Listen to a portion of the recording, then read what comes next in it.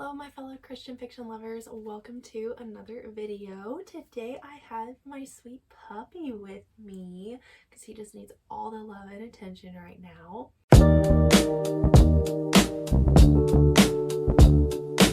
Today I'm going to be doing my kind of like 2025 reading year in review. The Goodreads like year in reading, whatever it's called, hasn't come out yet, but everyone is posting their recaps and I feel behind, so I am going to post mine. Specifically, I'm going to be talking about my favorite books of the year and my least favorite books of the year. So I have my two piles back here, you can kind of see them, and I'll be going through my favorites first and then my least favorite. And yeah, in total I've read 48 books this year so far, but we still have like a week and a half left. It's it's December 20th right now, so we still have a week and a half left. I'm anticipating reading 2 or 3 more books by then, but I'm sure they'll just get caught up in like January reviews or things like that. So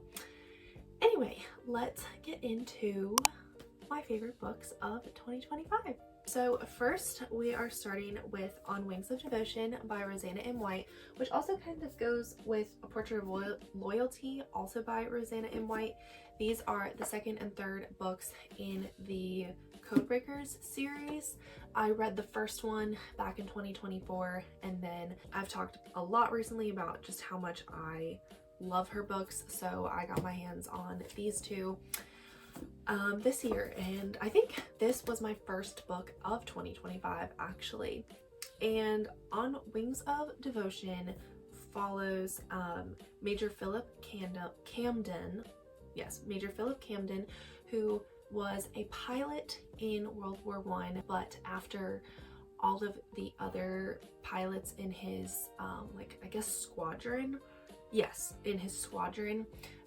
they end up dying in, I believe, just a routine like training flight, and he is the only one who survives, and so he's kind of like suspected by other military personnel of like, did he cause their deaths, because he's the only one who survived. So it's kind of following him as he was pulled into the like code breaking unit in London. He meets nurse Arabelle Denler, who is a nurse in one of the hospitals in London, and their paths cross. I forget exactly how their paths cross, but we get both of their perspectives through the whole novel.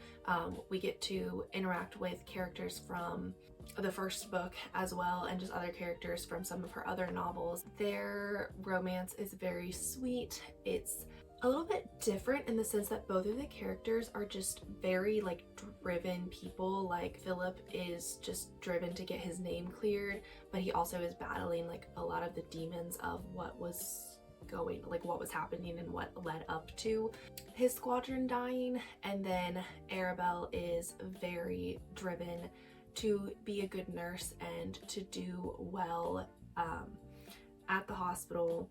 I'm trying to remember if this is the one with the father. Okay, I couldn't remember if this was the one where Arabelle, or the main like woman, was close to her father, and it is this one. So Arabelle has a very sweet relationship with her father, and in this book, and also just like her father plays a very central role to the plot, and he's kind of like an adventurer, and that has there's like some twists, not huge plot twists, but there's just, the book took some turns, and it's way more than just a romance, which I really appreciated. So this was my first book of the year and a very good favorite. And then A Portrait of Loyalty follows Zyvon Marin, who is introduced at the end of On Wings of Devotion, and he is a new codebreaker from Russia who basically just kind of offers himself to the codebreaking office and is like, hi, I kind of want to be of service to y'all.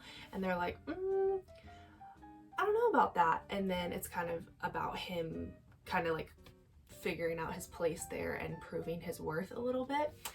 And then the other character is Lily Blackwell, and she is a photographer. She loves taking photos. She actually works for the government, the same like offices of, she works for the person in charge of the code breaking office. The work she does for him is she like alters photographs to throw the enemy off course so that they can be like 2 steps ahead of the enemy basically in the war.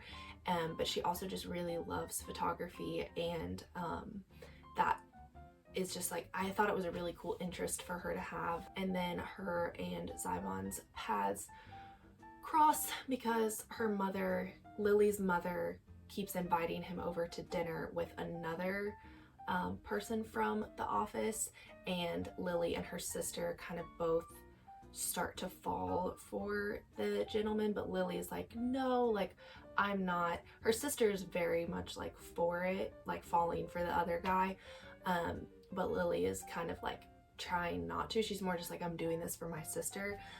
And then she ends up kind of catching feelings for Zybon, and so it's about their romance, but then also uncovering Zybon's past and some other things. So I really enjoyed this book. I love the intrigue mixed with the romance and how just unique and distinct each character is in those books. Okay, and then the next one I don't have a physical copy of. I want to get one eventually, but that is The Question of God. I cannot remember who it's by, but it is called The Question of God, and it is a nonfiction contrasting C.S. Lewis's and Sigmund Freud's perspectives on a huge variety of topics, obviously like the existence of God, and things like marriage and love and all sorts of things like that. So each chapter is just like, this was Lewis's perspective and this was Freud's perspective, and here's where they agree and disagree. And I had to read this for a class in school, and I thoroughly enjoyed it. I really want to get my hands on a copy of my own one day. Okay, and then I read another nonfiction called Single, Dating, Engaged, Married by Ben somebody. I'll obviously have an image of it on the screen, but by Ben someone. And I read this book over the summer. I really liked this book. It gave me some great just perspectives and things to think about as I'm in a very committed relationship, but you know, I've also been single before, and just kind of like thinking about all 4 stages and how they're all unique and special, and like God created all of them for a purpose. So I really enjoy that book, and I think it's helpful for anyone to read, not just like young people who are dating. I think like anyone could really benefit from it. Okay, and the next favorite is The Edge of Belonging by Amanda Cox. This is Amanda Cox's debut novel, and she knocked it out of the park. I can't believe it took me so long to read this book. When was it published? It was published in 2020, and I've definitely known about it since 2020, and I just don't know why it took me so long to finally read it. But this book has 2 timelines in it. It follows this man, what's his name? Harvey. Follows Harvey in the 80s after he's basically been a like homeless social recluse for years, and he finds a baby on the side of the road one day, like a newborn baby, and he saves her and ends up getting a job at a church so that he can pay to take care of her. But the church people don't know that he's homeless or anything. And then the other timeline is Ivy Rose, who was the baby that was found, and she comes back to the town she grew up and after her grandmother passes away, and is learning basically all about her history. Hold on, let me let the dog downstairs. So sorry, he heard his dinner being poured. So yes, she's learning about her history and how her parents came to be her parents and how her grandmother came to be her grandmother. And it's very interesting because, like, you know, when she was a baby, Harvey took her in and was like a father figure to her, but when she's grown, he's Uncle Harvey. Just kind of learning, like putting the pieces together, like how did that come about? And it is just so heartwarming and so beautiful, and it just really warmed my heart. And there's like a tiny little sprinkle of romance, but it's not a romance. It's definitely more of like a heartwarming, but also challenging novel. So I loved it so much. All right, and then Splendor of the Land by Colin Cosette. This is her most recent release that she released back in August, and obviously I read it and devoured it in August. For those of you who don't know, I adore Colin Cosette so much. Her books are my like all-time favorite biblical fiction ever. So this particular book is the third book in the King's Men series, which is set, it's set like 10 years after King Saul's coronation to being king. And this particular book is very like loosely based off of this one passage in 1 Samuel 15, where King Saul basically commanded that this certain group of people who weren't Israelites but were loosely related to the Israelites be removed from where they were living before the Israelite army attacked that area. And so, I mean, it's not loosely based, it's based on like a story that could have happened when that people group moved out of that place. There's the one storyline is Gavriel, I'm not quite sure how you say it, but in my head I always pronounced it Gavriel. And he is one of the soldiers who goes and is trying to tell the people like, hey, you need to get out, we're about to attack this place. And then the other storyline is Zahava, who is a goldsmith, but her like people, like what this town people group, I guess tribe, I don't know if tribe is the right word. Yeah, the tribe, the Kenite tribe that she's a part of, they don't know just how gifted she is. She's kind of like learned in secret with her father. But then she meets Gavriel as they are escaping, and they are actually, this happens within the like first 50 pages, they are forced to marry because they're found in a compromising situation. It's really not that compromising at all, but like it was the Bible. And so her father forces them to get married, and then they have to like leave their town where they've been living for her entire life right away. And she kind of is like, do I reveal my talents to my new husband who I barely know? But he's also interested in like goldsmithing and like making weapons, and it's just really, really interesting. 5 stars for sure. I actually can't remember what I rated it. It definitely 5 stars, between 4 and 5 stars. So yeah, I really enjoyed it, but definitely read the whole series. There's one more book coming out next October, and yeah, definitely read the whole series because there's like a lot of continuing threads throughout the series of the 4 cousins that it's about. All right, and then The Collector Burned Books by Rosanna M. White, another Rosanna M. White book. This is a standalone novel of hers, and it follows a French professor, a French female professor, as she is working with the resistance in Paris after the Nazi invasion in 1940. Yeah, so it follows her, and then a German officer, Christian, what's his name? Christian, I got it right.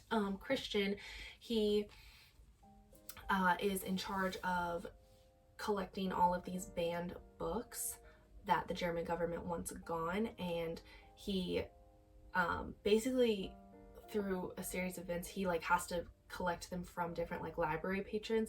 And Corinne, the professor, she doesn't like give up the books because she no longer has them, and so they keep having these interactions, and she thinks that he's like a bad guy, but he actually like hates what he's doing and is trying to do some sort of good.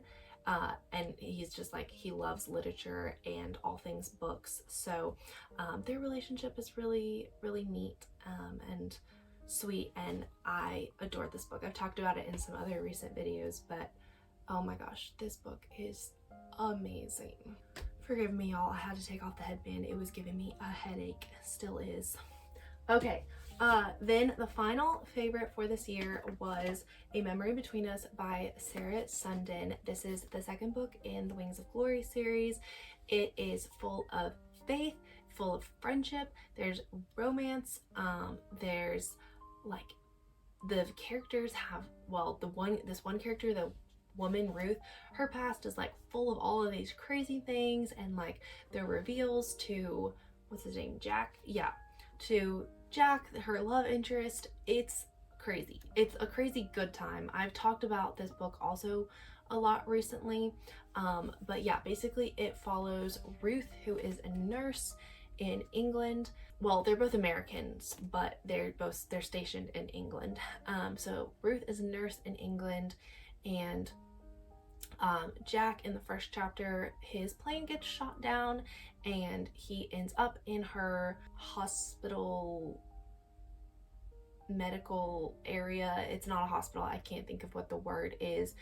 And he's instantly attracted to her because she's like drop dead gorgeous, and they sort of form a friendship, and then there's like kind of more than a friendship, and then things kind of like go south and they get separated, and then it's like the whole book is just kind of following them, like how they feel about each other and like the choices they make regarding one another, as well as their like forgiveness for themselves and their past, and just like coming to terms with their feelings and who they are.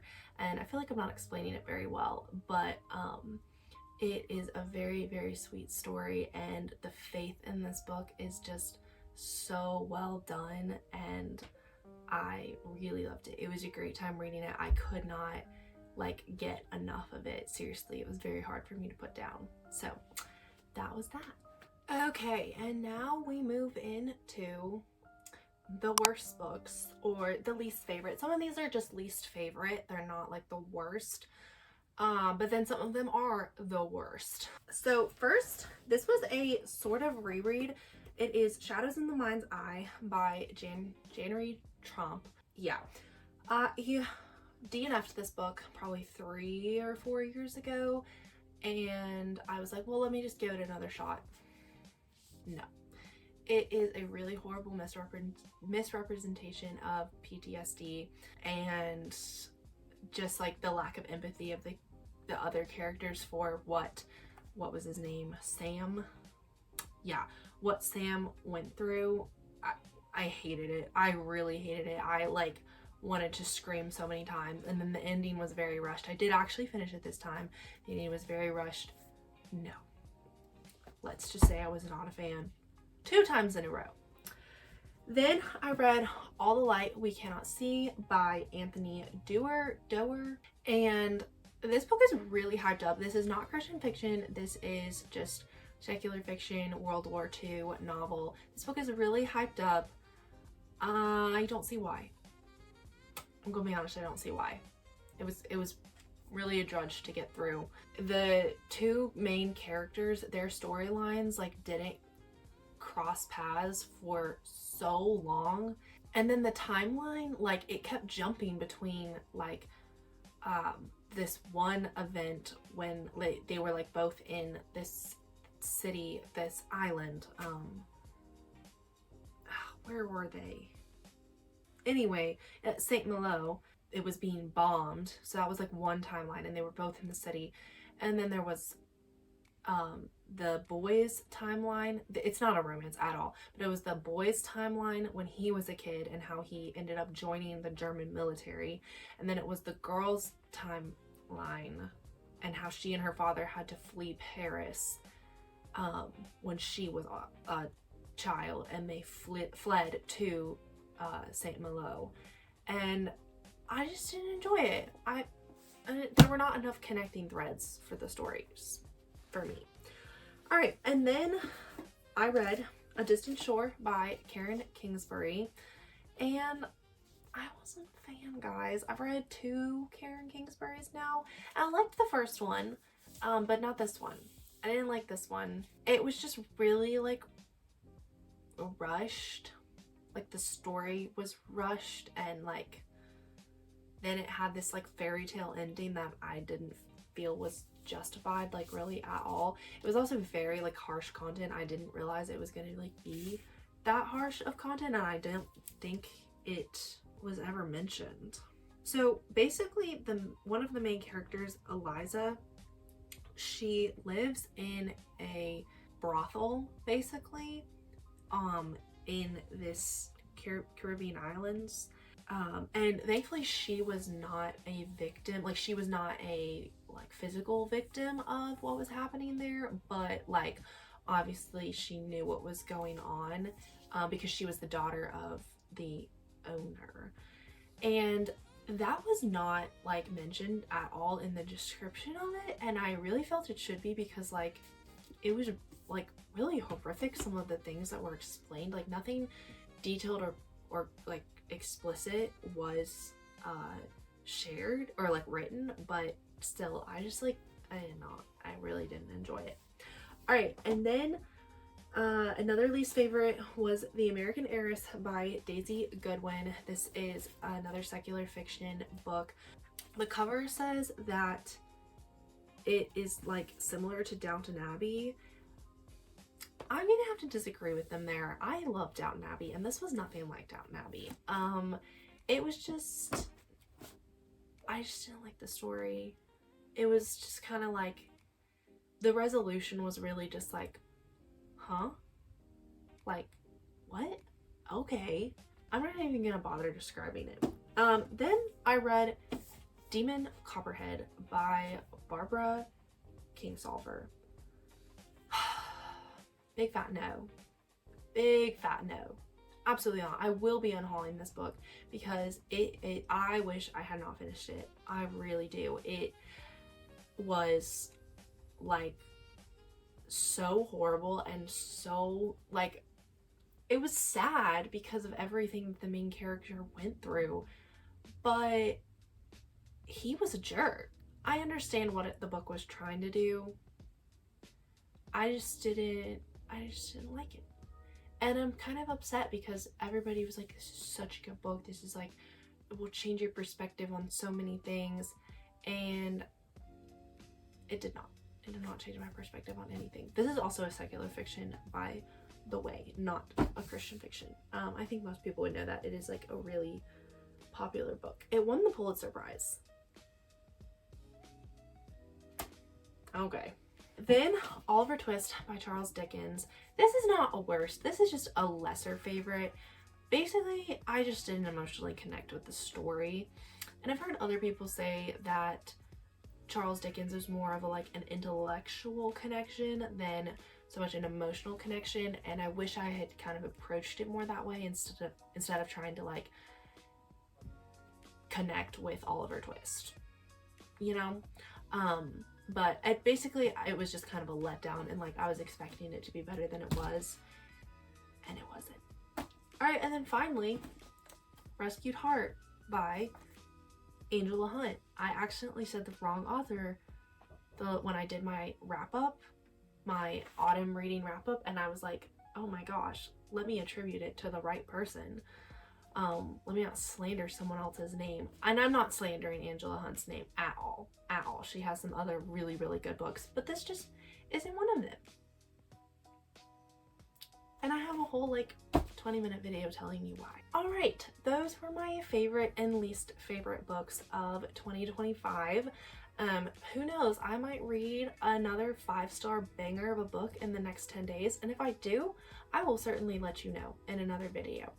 But yeah, that was kind of my little reading wrap up for the year. Let me know if you want any thoughts, any more thoughts on any of those, and I will be sure to give them to you. But please go ahead and share your favorites and least favorites. Yeah, share your favorites so I know what to look for in 2026, and share your least favorites so I know what to avoid. And yeah, let's just chat all about it in the comments. So thank you so much for watching this video. If you liked it, go ahead and give it a like and subscribe if you want to see more content like this. I will see you in a video very soon. Bye!